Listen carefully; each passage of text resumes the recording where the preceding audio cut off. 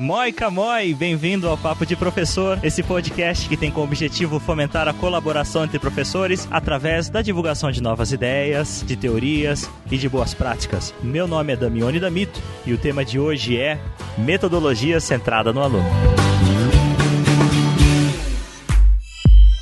Muito bem, que bom! Começa então mais um podcast Papo de Professor e hoje com um tema muito interessante. Hoje nós vamos falar sobre a metodologia de ensino centrada no aluno. E, como sempre, eu não estou sozinho. Então, professor Rodrigo Calhau. Olá, tudo bom? Também está conosco a professora Sheila Chediak. Oi, gente. Conosco também está já um conhecido do Papo do Professor, já esteve conosco em 2 episódios, que é o professor Gustavo Oliveira, do Instituto Federal do Triângulo Mineiro. Tudo bem, Gustavo? Tudo bem, é um prazer estar aqui de novo com vocês, prestigiando o Papo do Professor, que eu acredito é uma ótima iniciativa para divulgar o trabalho nosso. Também está conosco o professor Fabrício Sobrosa, que não é novidade também no Papo do Professor, já esteve com a gente no bate-papo sobre PBL, sobre os outros Basic Learnings. Foi um bate-papo bastante agradável, bastante interativo. E ele é do Instituto Federal do Rio Grande do Sul e está aqui conosco para juntar, para somar nesse podcast. Seja bem-vindo, professor. Obrigado, olá a todos, tudo bem? Tudo ótimo. Vamos então ao nosso tema? Vamos. Preparado, Calhau? Sempre. Tá bom. Mentira.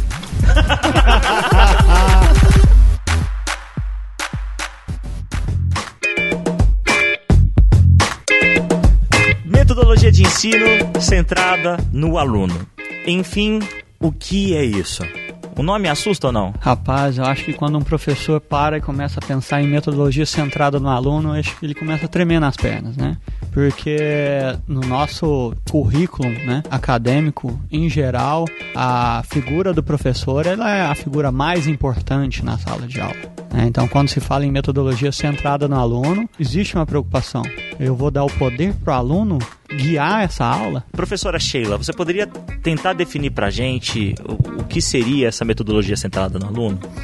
Eu acho assim que para definir metodologias centradas no aluno, você precisa primeiro entender o conceito de construtivismo. Aí eu volto novamente, né? Por que o construtivismo? Porque o construtivismo é um campo de estudo bem complexo e quando eu vou trabalhar com metodologias centradas no aluno, eu passo pelo construtivismo, que é o aluno... O quê? Explica o que é construtivismo. Tipo, desenrola, né? 140 caracteres. Mas eu senti uma pressão aí. Não, é tipo um Twitter. Vai lá, continua.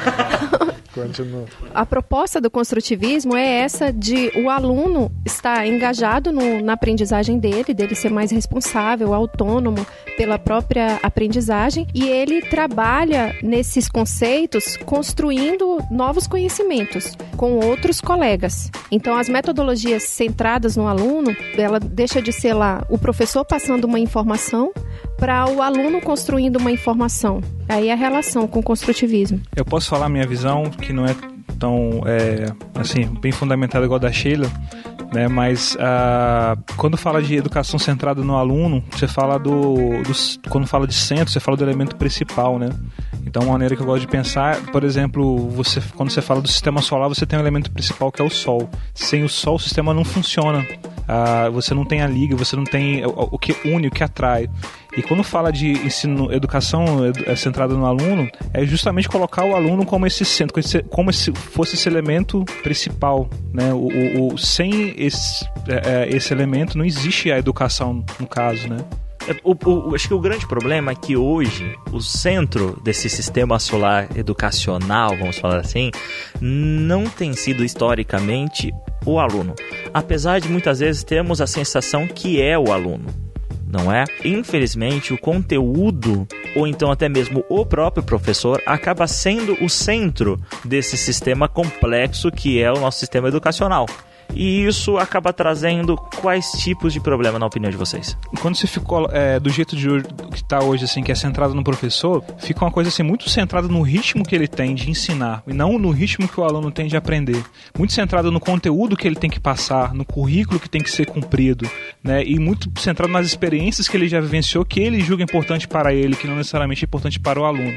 Então, quando você muda o foco para o aluno, você tem que redefinir todos esses pontos em função das características do aluno, do ritmo que o aluno tem, do que é importante para ele, das maneiras que ele tem de aprender, né? Então você tem que fazer focar para algo mais individualizado. Isso tudo é um desafio muito grande, né? Porque aí a problemática ela gira em torno de como que eu vou determinar esse ritmo, né?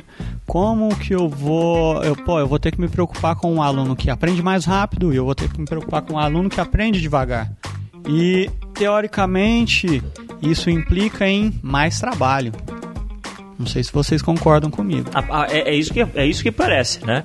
Exatamente. É isso que parece. Eu pergunto se realmente tem mais trabalho, porque quando você fica no centro, isso consome muita energia, você tem que controlar, você tem que sempre tentar ficar na frente, que é impossível. Tem que estar sempre se atualizando, estudando e avaliando, corrigindo prova. Tudo isso são coisas que demandam muita energia, né?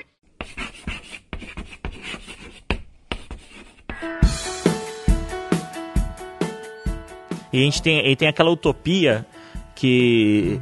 Desculpa, não sei se esse vai ser adequado o termo, mas a utopia é que todos os alunos sejam alunos 10. E outra, o que é ser 10? Né? O que é ser aluno 10? Então, isso tem a ver com tipos de avaliação.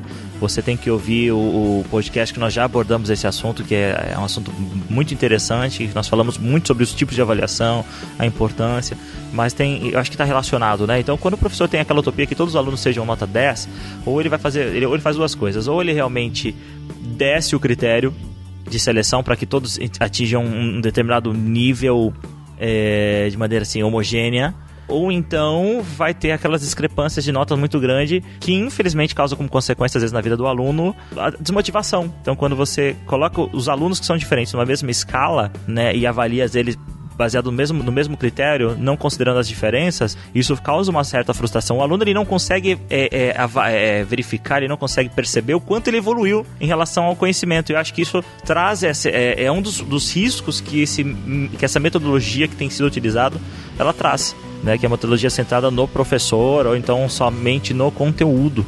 Mas ao mesmo tempo, pra gente que é professor, realmente é uma coisa que dá um frio na barriga, né? Quando a gente fala, vamos mudar esse...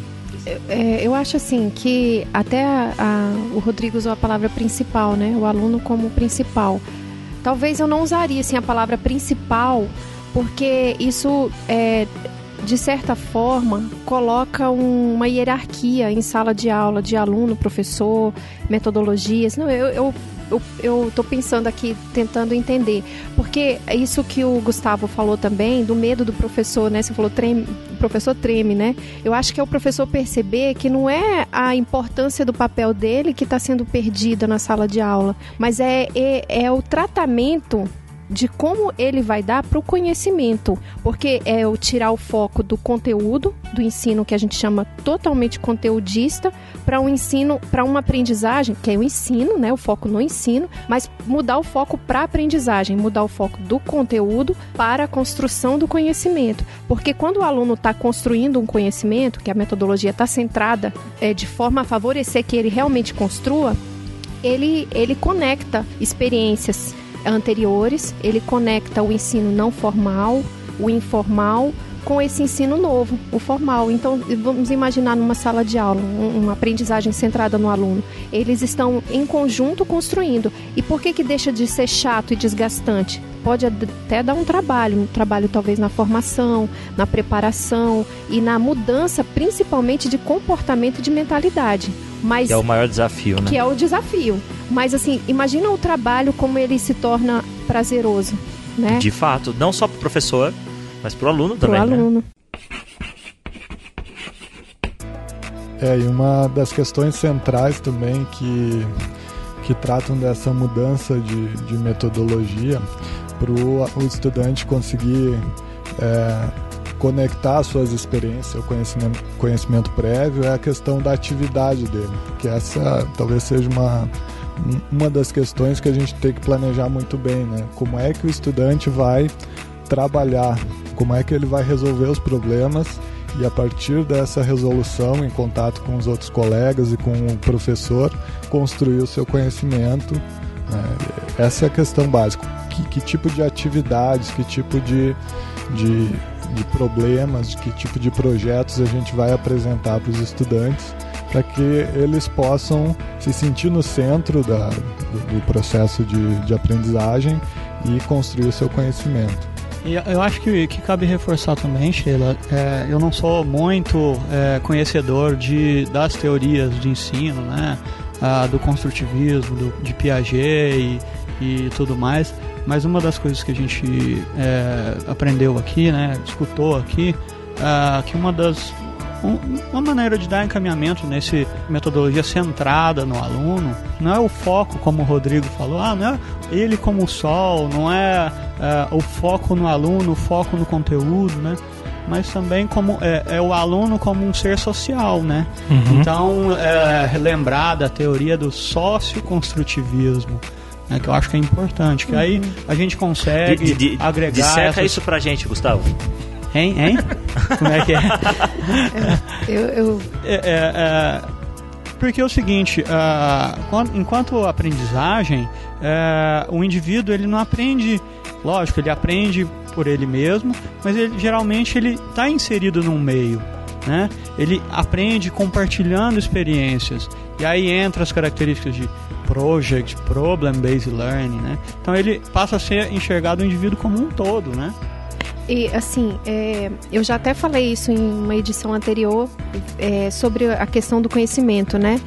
O que o Gustavo está falando é a questão de que todo conhecimento é socialmente construído, que é do Vygotsky, né? Mas ela está dando risada aqui, o professor não está entendendo porque a professora Sheila está rindo, porque a Sheila ela costuma falar bastante, né, professor Rodrigo? Sobre Vygotsky. Tem os queridinhos aí, né? Mas é que se todo conhecimento é socialmente construído, até o conhecimento que chega, que a gente diz assim, é por ele próprio, mas não é por ele próprio, porque ele já vem em sociedade, né? E o conhecimento que está nos livros também foi socialmente construído, né? Então tem um processo até chegar. E o conhecimento só vai fazer sentido para o aluno se ele for também construído. Então, como é que ele pode ser construído na sala de aula? Primeiro que ele tem os conhecimentos prévios, né? Ele vai compartilhar aqueles conhecimentos e construir novos conhecimentos, porque na medida que nós estamos aqui em grupo, nós estamos construindo um conhecimento novo. Só que todo o conhecimento que nós trazemos, ele já vem socialmente construído, mas é um novo, não deixa de ser um novo.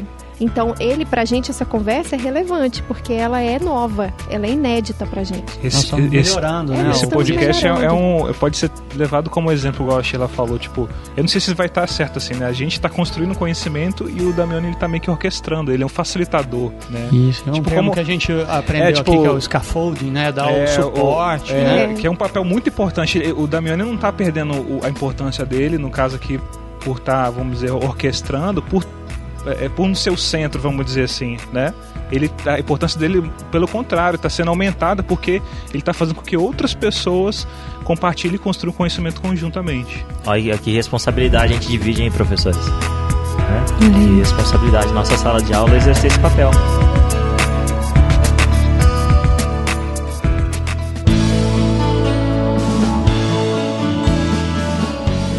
Mas você estava falando das dificuldades. Uma delas, que eu acho que é um grande problema para nós professores, é que a gente foi educado da forma tradicional, né? Então é muito difícil mudar esse paradigma. Eu vivi, por exemplo, toda a minha infância, faculdade, mestrado, doutorado, no mesmo sistema, né? Que era o sistema baseado aí no repasse de conteúdo, e aprendi até a ser professor dessa maneira. Então, como eu comecei a estudar essas questões aí no final do meu doutorado para fazer minha tese, né? Porque a minha área é muito técnica. Então é difícil a gente pensar nisso e tentar mudar esse paradigma se a gente não fez isso anteriormente, né? Ou não viveu dessa forma anteriormente. Chegou mais um integrante especial aqui para fazer parte dessa mesa de discussões, desse podcast, que é o professor Renato. Tudo bem, professor? Tudo ótimo, obrigado pelo especial. Acho que eu tô aqui mais como aprendiz do que professor mesmo. Assim como nós, né? Todos nós. Assim como todos nós. Seja bem-vindo. Primeiro papo de professor que você grava com a gente, né? É o primeiro. Muito bem, a respeito de mim, assim, eu sou professor do Instituto Federal do Sul de Minas. A minha formação, sou fisioterapeuta. Eu decidi ser professor no segundo ano de faculdade, quando eu era monitor da disciplina de anatomia humana, e dentro das discussões lá eu percebia que os alunos, os meus colegas alunos, diziam que eu conseguia facilitar algumas coisas para eles mais facilmente do que o próprio professor. Que legal. Então aquilo ali despertou interesse em continuar sendo um facilitador. Resolvi então trilhar na carreira acadêmica. Aí fiz o mestrado, o doutorado. Muito obrigado por compartilhar sua experiência. Realidade. E aí eu lanço uma pergunta para vocês, que aí eu quero que vocês pensem um pouquinho, e eu queria convidar você, professor que está nos ouvindo, a pensar também nisso. Como eu sei, ao entrar numa sala de aula, se posicione agora como um aluno. Porque você vai lá, entra na sala de aula, escolhe a sua carteira. Aonde vocês sentariam? Eu sentaria lá na frente. Só pra fazer bom moço aqui, né? Você tá de brincadeira, né, Bruno? Olhando pra sua cara, eu tenho certeza que você seria meu colega no fundo. Lá no fundo. Com certeza. A Sheila estaria na frente. Não, eu sentaria assim, no canto, na lateral, no meio. Bom, aí é o seguinte, você entrou na sala de aula e o professor começou lecionar. Como você sabe aí nos 10, 15 primeiros minutos de aula que aquela aula não é uma aula centrada no aluno? Quais são as características que marcam esse sistema centrado no conteúdo ou centrado no professor? Bom, eu acredito que como a maioria de nós professores começa a carreira acadêmica como lecturing, né, como um professor que tem a iniciativa, eu acredito que você sabe que uma aula ela não é centrada no aluno a partir do momento que o professor fala: na aula de hoje nós vamos fazer isso. E ele dá uma receita de bolo, né? Para ser feito. Sobre o que mais? Sobre o que o aluno vai ter que aprender naquela aula. Que mais? O próprio ambiente da sala de aula. Ou seja, eu não sentaria na legal, carteira. Isso é verdade. Eu teria que ter o meu grupo, ou entrar e já formar um grupo e sentar ali e começar a trabalhar, começar a estudar. Então, o próprio ambiente, né, que a gente chama aí, o ambiente de aprendizagem, ele teria que ser organizado de forma a facilitar essa aprendizagem. Né? Que mais? Tem mais alguma coisa? Vocês lembram de cabeça? Para mim, assim, é uma aula entediante. E quando eu digo entediante, não é pro aluno que eu estou pensando eu enquanto professora numa sala de aula. Também, né? É entediante. Aí para mim é mais um dia, mais uma tarefa. Professor que está nos ouvindo, eu quero deixar muito claro para você que nós não estamos aqui em posição de falar que a nossa aula é perfeita. Que a gente não faz isso, que a gente chega na aula, né? Desculpa se eu estou generalizando, mas eu falo por mim, né? Não são todas as minhas aulas que são totalmente interativas. E por muito tempo e por muitos anos eu simplesmente cheguei e fiz o que o professor Gustavo falou. Receitinha de bolo, gente. Hoje nós vamos ver isso. A gente perguntas no final. A gente fala pra gente mesmo, porque a gente também tá num processo de amadurecimento de várias questões, né? Não é simples fazer essas mudanças todas que a gente fala. E eu acho que gravar aqui o Papo de Professor é um exercício, né? Um exercício de até mesmo reflexão para nós que estamos aqui gravando, reflexão para você, professor. Professor, pode dar um pause aí, reflete um pouquinho, vai lá no banheiro, joga água. Se você estiver no carro, não faz isso não tem como também, né? Fazer isso ouvindo o Papo de Professor. Mas reflita um pouco, né? Como tem sido? Eu acho que surgiu em mim esse desejo. Em determinado momento da minha carreira eu falei, eu preciso mudar. A minha aula não está mais funcionando do jeito que eu gostaria que ela funcionasse. Os alunos eles não estão adquirindo o conhecimento que eu queria. Se pensar, eu não estou me divertindo. E assim como a professora Sheila falou, muitas aulas eram entediantes para mim enquanto professor. Eu ficava entediado durante as minhas aulas. Teve uma aula que eu cheguei do meio dela assim e falei assim, galera, tô de saco cheio disso aqui. comecei a desabafar. Porque eu tô aqui falando, eu sei que vocês estão aí, não estão interessados, e eu não tenho esse perfil não, né? Aí eu terminei a aula mais cedo assim, falei... E a gente se sente às vezes mal, né? Foi assim, uma coisa tão instintiva, né? Mas e aí, Rodrigo, na aula seguinte, você... Eu procurei envolvê-los mais, né, nas atividades. E eu vi que tinha muita resistência deles para participarem, porque o conteúdo não facilitava, que era muito distante da realidade deles e da minha também, né? Era um conteúdo assim, bem distante.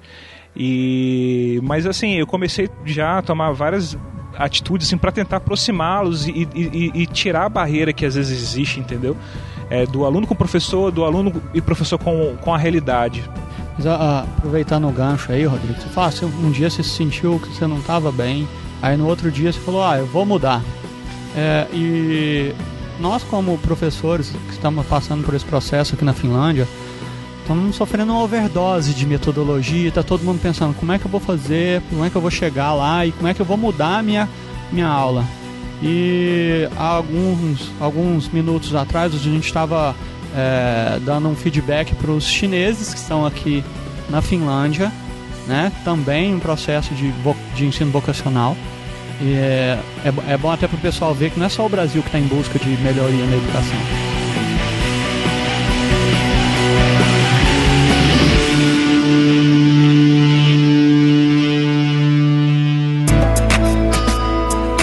Existe um outro ponto interessante a ser debatido, né, no que diz respeito à adaptabilidade de modelos, né?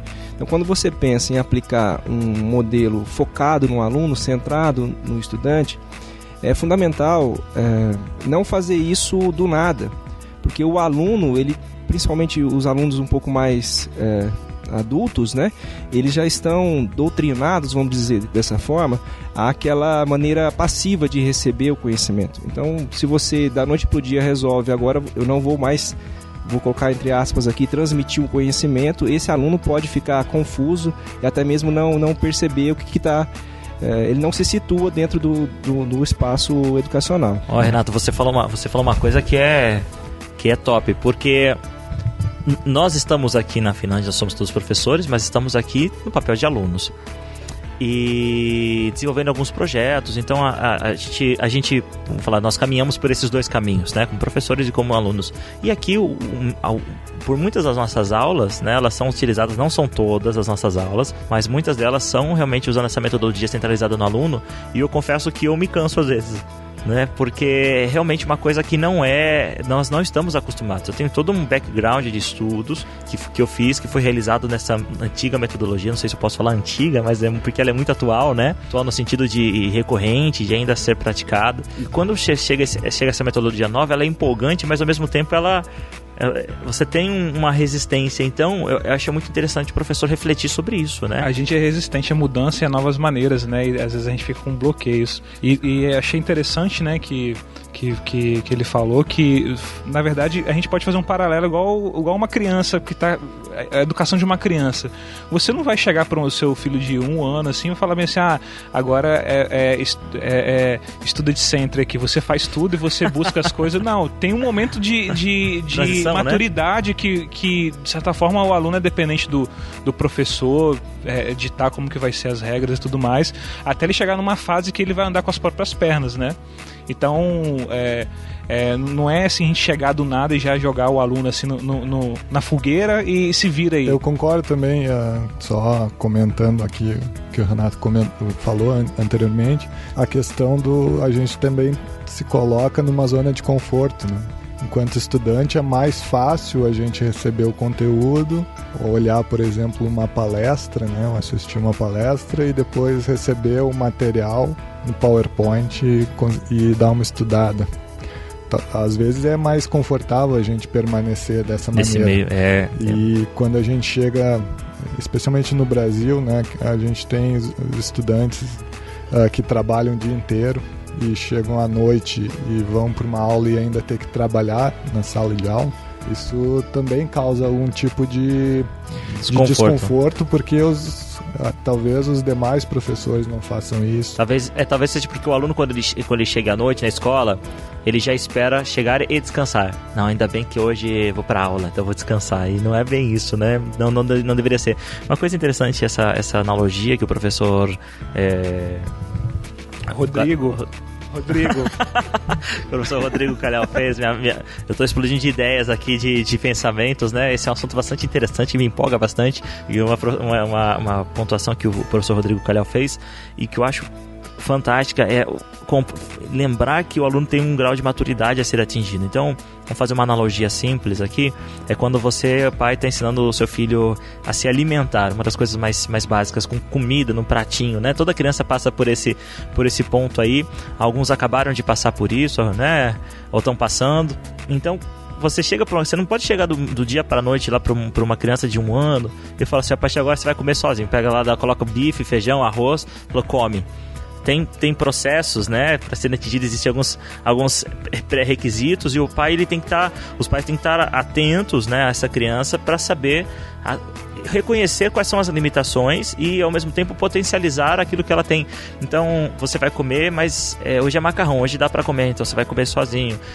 É bife, então faz o seguinte: eu vou cortar para você, mas eu não vou mastigar para você tem que mastigar sozinho. Então um pedacinho pequenininho e ela vai atingindo essa maturidade até o momento que ela realmente tem essa autonomia de executar essa tarefa que para nós é uma coisa simples, mas que a criança tem as suas dificuldades, assim como um aluno que às vezes vai realizar algo que é extremamente simples para nós, mas para ele existe um certo grau de complexibilidade. Justamente analisar essa capacidade, né, de resolver problemas individualmente, né? Por isso que quando a gente fala da aprendizagem centrada no aluno, focada no aluno, né, ela parece ser mais trabalhosa, porque você tem que realmente, o professor tem que ser mais do que um lecturing, né, oferecer conteúdo, ele tem que ser um observador, né? Ele tem que prestar atenção no que o aluno dele está fazendo, no que ele está aprendendo, como que ele está fazendo aquilo, né? Não é simplesmente jogar o conteúdo para ele.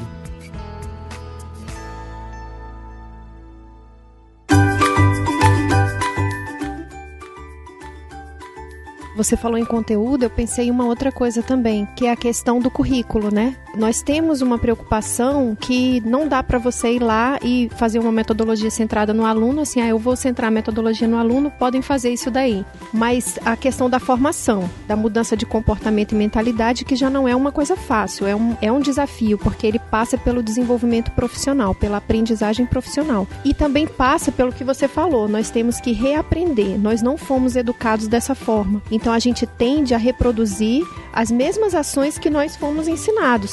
Então, assim, se a gente tomar consciência de que nós fomos, eu vou usar uma palavra bem feia que eu não gosto, mas treinados pra...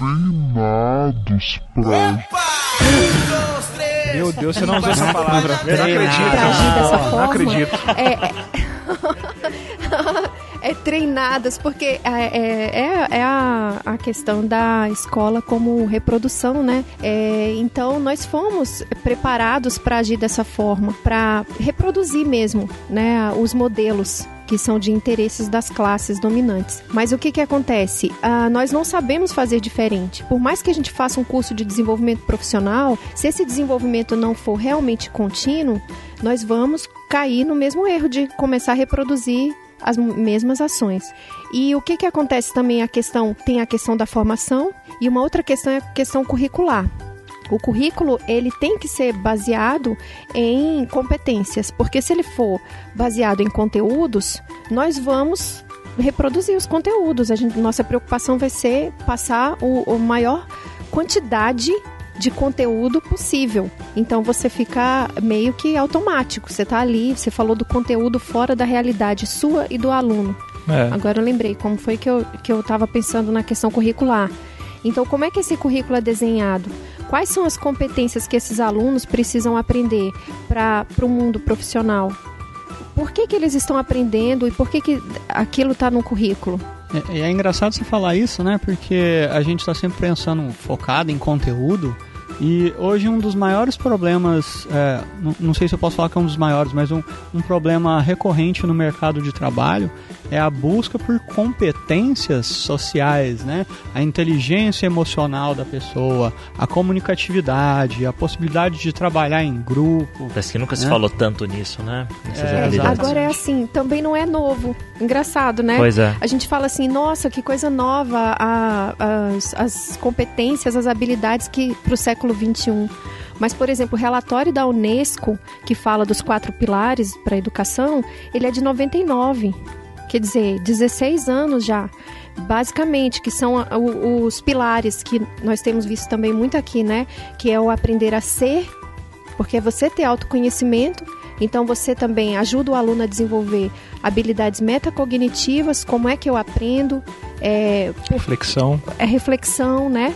A aprender a aprender, que é ele saber buscar o conhecimento, ele ter responsabilidade sobre o que ele está aprendendo, ele ter autonomia para buscar cada vez mais, é o aprender a fazer, né, que nós estamos aprendendo a promover uma aprendizagem mais assim para os nossos alunos, que é o que a gente chama do learn by doing, do hands-on, que é prática, né, o aprender a fazer, e o aprender a conviver, que é eles trabalharem em grupo, que é uma aprendizagem colaborativa, né? Então não é nada novo, mas ao mesmo tempo é totalmente novo, porque nós não estamos acostumados a fazer isso. A novidade seja na prática, né? Não no conceito. Talvez ela nunca foi tão requerida de uma maneira explícita.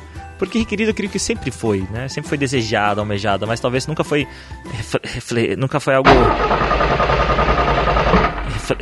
nunca foi algo reflexionado, não é? Como que é a palavra, gente? Refletido? Refletido? Reflexionado. Não é? Refletido? Reflexionado. Reflexionado, avaliado, meditado, ponderado, fazer uma reflexão sobre alguma coisa. Negociado é um verbo que encaixa para qualquer negociado, coisa. Nunca foi tão negociado assim. Negociado. Não, é interessante pensar nesse aspecto, principalmente sobre a ótica do professor, né? Quer dizer, vocês estão pensando em competências profissionais, exigências profissionais, mas quando você analisa, por exemplo, um processo de avaliação do professor, um concurso, nós vamos selecionar um professor para entrar agora no instituto. Você analisa o currículo dele, ou seja, você está avaliando o conteúdo, competência em termos de conteúdo, você avalia uma aula, que às vezes essa aula não pode ser utilizada, você não pode desenvolver uma aula utilizando recursos algum, você não pode interagir com a banca, quer dizer, como é que você vai avaliar o professor na metodologia centrada no aluno se a própria avaliação do professor ela não é centralizada. Exatamente. Então, você levantou uma bola aí complicada, né? Muita coisa precisa ser mudada, né? A gente precisa... acho que não é só essa questão, o próprio currículo, como a Sheila comentou, ele é desenhado, o currículo e a avaliação para funcionar dessa forma, né? Então, as disciplinas, a compartimentação que a gente chama, né? Cada disciplina de maneira isolada, sem ter muita inter-relação com as demais, isso tudo precisa ser modificado, né? Essa integração, né? E não só isso, indo um pouco além, assim, o contato com a realidade que o Gustavo falou, eu acho que é uma coisa que ajuda muito a deixar a educação centrada no aluno. Aí tem um exemplo prático, né, que lá no LEDS, né, que eu já comentei nos outros podcasts, a gente desenvolve trabalhos práticos. Aí tem um projeto que a gente estava desenvolvendo que no começo, eu e outro professor, o Paulo, a gente intermediava o contato com a realidade, ou seja, com o cliente, com os problemas. A gente trazia os problemas para os alunos. E a gente via que a coisa ficava muito centrada na gente. A gente que meio que sem querer direcionava soluções. A gente que tomava as responsabilidades. A gente estava se desenvolvendo em vários aspectos. E foi importante essa etapa nossa, assim, da gente até aprender como lida com a realidade.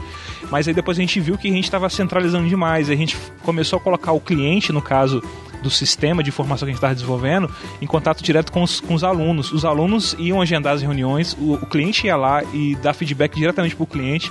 A gente meio que descentralizou, tirou um peso nas nossas costas de gerenciar, porque a equipe de alunos ficou autogerenciada, né? E eles assumiram responsabilidades e desenvolveram várias competências que a gente estava amarrando eles de desenvolverem, né? Então, acaba que o contato com a realidade, nesse caso, intensificou no caso, o método, a educação centrada no aluno, né? Ficou mais centrada neles, né? A gente meio que deu uma saída do centro, deu uma deslocada assim, e eles puderam, vamos dizer assim, atuar mais livremente.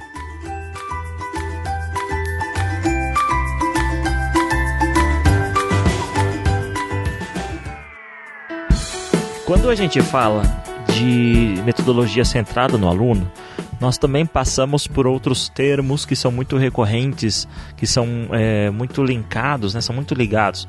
Um deles é a aprendizagem ativa, né? O active learning, que a gente costuma ouvir falar bastante aqui em inglês.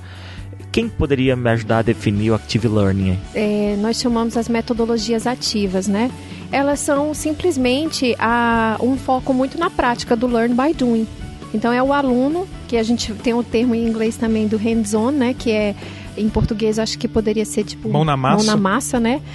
Colocar os alunos para fazerem. Eu vou dar um exemplo aqui de um workshop de robótica, né? Que o professor colocou lá as instruções e nós tivemos que fazer um grupo e fazer aquele robozinho. Arduino, né? Usando o Arduino. Isso, eu não sei, mas nós tivemos que colocar um robozinho para funcionar. Então, ao final daquilo, o professor pode fazer uma síntese de quais competências e quais habilidades os grupos aprenderam naquela situação. É claro que cada um vai ter que ser adaptado para o objetivo, né? O objetivo educacional que está sendo buscado. Eu gostaria também de tentar conceituar essa questão com exemplos. É interessante notar que, às vezes, você, enquanto professor, faz algumas coisas, desenvolve algumas atividades dentro de certas metodologias e nem sabe que está atingindo uma ou outra metodologia. Então, talvez esse exemplo que eu vou contar agora, talvez seja focado aí na metodologia ativa. Então, eu era professor de anatomia humana em um certo momento, tinha 100 alunos, quase 100 alunos, 80 e tantos alunos, de um curso de educação física noturno, onde eu ficava lá na frente, tentava passar o conteúdo e não conseguia atingir adequadamente os meninos. Certa vez uma aluna chegou até mim: professor, tem como você comprar esse imã aqui? Porque eu pago a minha faculdade com esse imã. É um imã de geladeira. Tem sim. Aí comprei, perguntei para ela como que ela tinha feito aquilo. Ela falou que usava uma massinha chamada massa de biscuit. Então ela fazia os desenhos do imã com massinha de biscuit. E aí foi assim, no mesmo momento eu perguntei, eu imaginei, será que ela conseguiria fazer um coração, por exemplo, um modelo anatômico? E perguntei para ela disse que sim. Passei o coração para ela e ela fez um coração que bem parecido com o modelo caro que nós tínhamos. Resumindo a história, nós começamos a partir da questão de usar a massinha de biscuit, confeccionar modelos de anatomia. Então nós dividimos os grupos, então trabalho em equipe, né, colaborativo. Em um sábado nós aprendemos a fazer a massinha, porque tem uma liga, tem ingredientes específicos, aprendemos a fazer essa massinha, e depois então o resto das aulas até o final do semestre foi construir modelos de anatomia com a massinha de biscuit.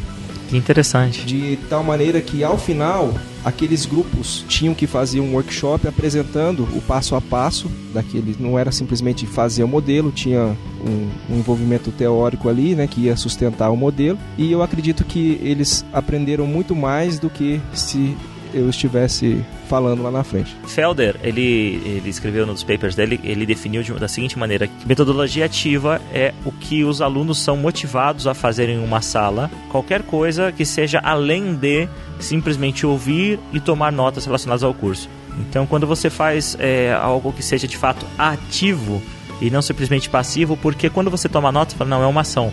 Ok, mas você está tomando notas de algo, de uma aula, de uma palestra, então você está numa postura passiva. Então quando você é chamado, é desafiado para fazer algo além de ver, ouvir e escrever, então o Felder já define isso como uma aprendizagem ativa, como uma metodologia ativa. Só lembrando que não necessariamente ser ativo quer dizer que é centrado ao aluno, né? Que ser ativo é um elemento, mas não necessariamente centrado ao aluno. Mas também nos reporta a uma questão muito interessante da metodologia centrada ao aluno, que é o processo de avaliação, né? Porque quando a gente passa nesse processo de Active Learning, você consegue fazer uma avaliação formativa, né? Porque igual o Renato citou, houve um processo onde os alunos agiram e ao final daquilo eles foram construindo, então é capaz a gente fazer a avaliação contínua, né? Que é o que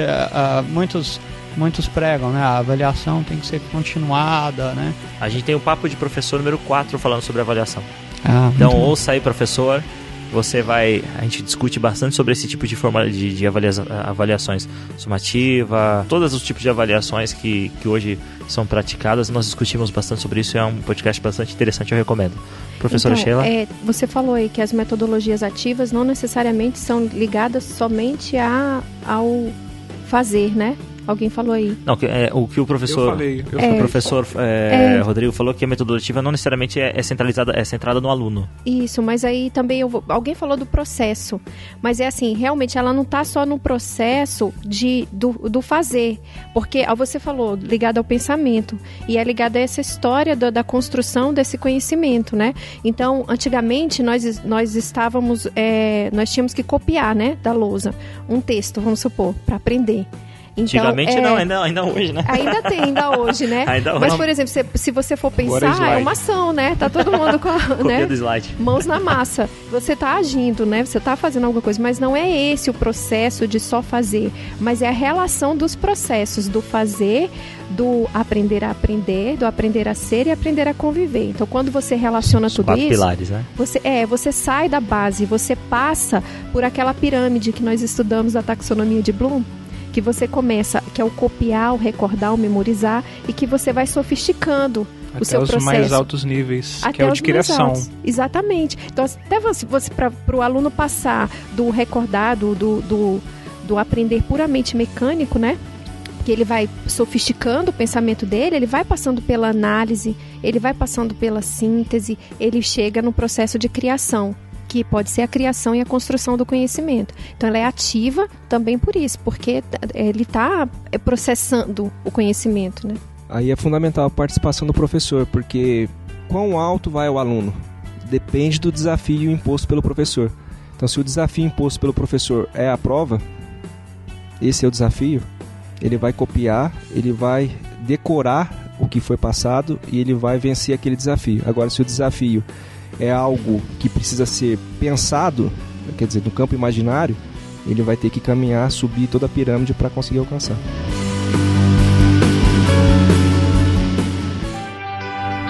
Como então nós estamos falando sobre Active Methods, falando sobre as vantagens e desvantagens, tivemos alguns exemplos práticos. Fala, eu quero. O professor que está lá nos ouvindo fala assim, eu quero. Levanta a mão. Eu quero. Opa, eu levantei minha mão aqui. Tô nessa. Eu quero tornar a minha aula mais centrada no aluno. Quais seriam? Vamos tentar refletir aqui, vamos fazer um brainstorm aqui, um popcorn aqui. Quais são os passos? O que o professor... O que é popcorn? Que negócio é esse? Um brainstorm tipo popcorn, um dos tipos de brainstorm, assim. Cada um vai falando uma coisinha aí pra gente tentar... Igual pipoca, sabe? Vai pulando. Então vamos tentar fazer os pensamentos pulando. Você já, só de citar dessa forma, você já começou a pensar numa maneira de tornar uma classe... mais ativa. Isso. Que é a questão de reflexão, né? Refletir e compartilhar essa reflexão é uma maneira de tornar uma classe centrada no então o professor ele pode fazer esse popcorn aqui que o professor Gustavo gostou aqui, né?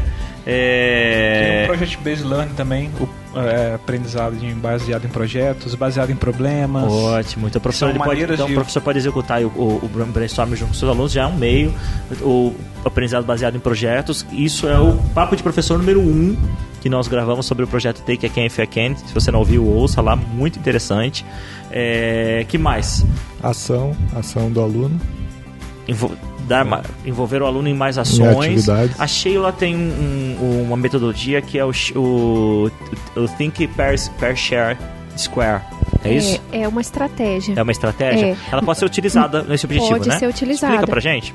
Primeiro eu vou falar bem assim, que os métodos, né? Se falar de metodologia ativa, a gente viu também o método indutivo, né? Que é você levar o aluno a construir um raciocínio. Quando você fala assim... Peraí. Professor, pega um papel, uma caneta e começa a anotar esses tópicos aí pra você pesquisar depois, que tem bastante coisa, né? A gente vai estar fazendo uma overdose de informação aqui agora, né? Porque quando a gente fala de metodologias centradas no aluno, é um tema complexo, porque a gente já falou de currículo, já falamos da questão da avaliação, já falamos da questão da formação do professor. Cultural. Ele é complexo, né? Exatamente. Então vai lá, coloca mais um ponto aí, indutivo. É porque você falou metodologias ativas. Então, as metodologias centradas no aluno, elas são metodologias ativas. O método indutivo é centrado no aluno, porque é o aluno que vai construir esse raciocínio. O professor vai fazer o quê? O professor é um facilitador que vai instigar o aluno nesse processo. Então, ele vai, por exemplo, fazer perguntas abertas, não perguntas fechadas. Como é difícil isso? Mas perguntas abertas para o aluno chegar ao raciocínio. Aqui o Fabrício falou da questão de aulas mais práticas, né? Aí se eu for relacionar essa aula prática com o pilar da educação lá, é o aprender a fazer, né? Aí se eu for relacionar o aprender a ser, eu poderia falar que eu tenho que promover aulas mais reflexivas, porque eu vou levar o aluno a se autoconhecer, a desenvolver essas habilidades metacognitivas. Se eu falo do aprender a conviver, eu tenho que ter aulas mais colaborativas, uma construção coletiva mesmo do conhecimento. E se eu falo do outro pilar, qual que é mesmo? O aprender a aprender, né? Que também passa pela reflexiva. Então, como é que eu aprendo? Eles todos estão relacionados, mas então eu poderia dizer que as minhas aulas deveriam ser mais assim. Aí vamos para os termos práticos. Como que eu faço uma aula mais colaborativa? Eu vou fazer mais trabalhos em grupo. Só que também eu posso correr o risco de fazer uma aula tradicional em grupos, né? Copia aí em grupos, né? Sim. Mas nós já discutimos isso em outros podcasts. O professor traz aquela receitinha de bolo, né? Entrega um trabalho só, né? Faça isso, Mas junta todo mundo, entrega um só. Mas você falou do Think, Pair, Share, Square, né? Então, o Think, Pair, Share, ele é uma estratégia que pode ser usada em sala, que nós podemos classificar ela em uma aprendizagem colaborativa, uma aprendizagem que os alunos têm a oportunidade de construir um conhecimento coletivamente. Como é que ele funciona? O professor pode lançar um desafio ou um problema ou uma pergunta aberta. O aluno tem um tempo para pensar. Isso funciona muito bem em grandes grupos. Ele tem, vamos supor, o professor dá 30 segundos, 1 minuto para ele pensar naquela pergunta. Dá mais 1 minuto para ele compartilhar com um colega. E depois ele dá mais 1 minuto para o outro colega também dizer o que ele pensa. E 1 minuto para um dos dois compartilhar a ideia para o grande grupo. Ele também pode fazer em grupos de 4 pessoas e as duplas conversam e depois se juntam e formam um grupo com 4 pessoas, né, que é o square, que a gente chama, e um porta-voz compartilha para o grupo. Eu acabo otimizando o tempo. Então esse é um exemplo de uma atividade que eu posso fazer em sala, que eu vou desenvolver o raciocínio, posso trabalhar com o método indutivo, trabalho com a aprendizagem ativa, com a metodologia ativa, com a aprendizagem colaborativa, reflexiva. Eu estou envolvendo todas as que a gente chama de habilidades sofisticadas do pensamento. Fantástico, fantástico. Esse bate-papo tá maravilhoso, muito empolgante. Tem muita coisa para falar, como sempre, muita coisa para falar, mas é muita pretensão querer esgotar um assunto que é tão complexo, que é tão... E ao mesmo tempo, eu confesso, eu acho bonito. Eu fico encantado porque eu creio que isso possa realmente fazer uma diferença numa sala de aula. Fazer a diferença não na sala de aula, mas na vida do aluno. Eu tenho certeza que isso possa influenciar e possa realmente inspirar o aluno, né, e trazer essa inspiração. Então eu queria agradecer a todos vocês mais uma vez por estarem aqui discutindo com a gente, professor Fabrício, professor Renato, professor Gustavo, muito obrigado pela participação de vocês, obrigado mais uma vez meus companheiros aqui do Papo de Professor, Sheila e Rodrigo, obrigado por você que está nos ouvindo.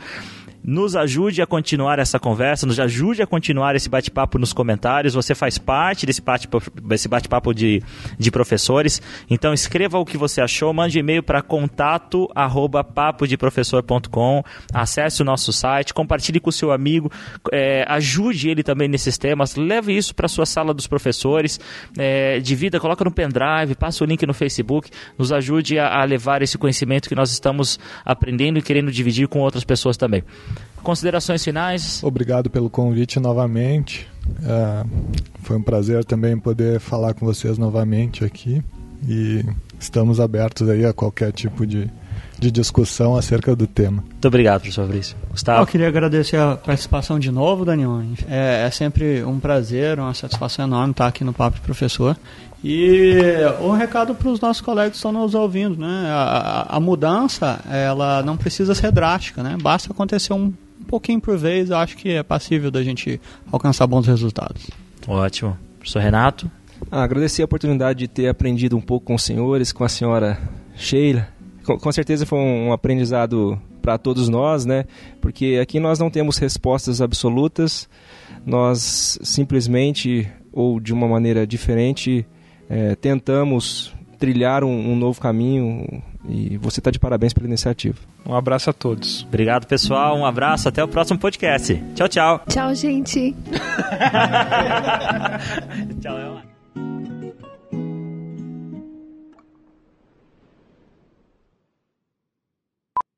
Professor Rodrigo Calhau. Olá, tudo bom? Você consegue falar mais alguma coisa além de olá, tudo bom? É difícil variar, principalmente em cumprimentos, né? Oi, tudo bem? O Rodrigo é o tipo de cara que tá lá na serra, lá na cidade dele, encontra um conhecido e fala assim, ó...